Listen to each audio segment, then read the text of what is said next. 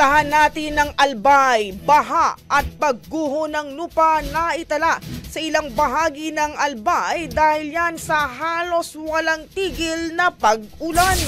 Brigada Alaysa Balyon, ibrigada mo! Brigada Live Report.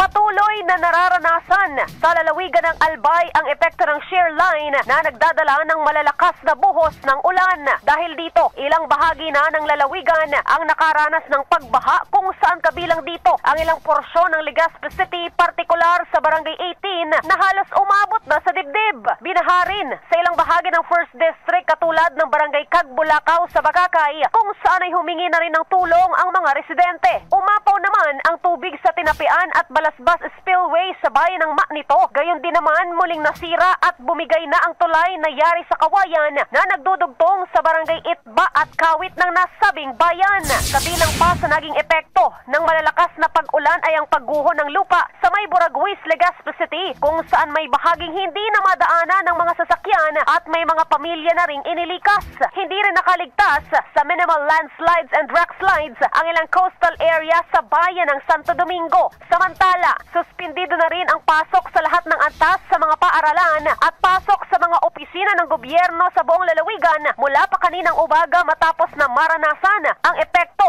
ng malalakas na pag-ulan. In the heart of changing lives, ito si Brigada Aliza Balyon ng 91.5, Brigada News FM Legazpi, the Music and News Authority.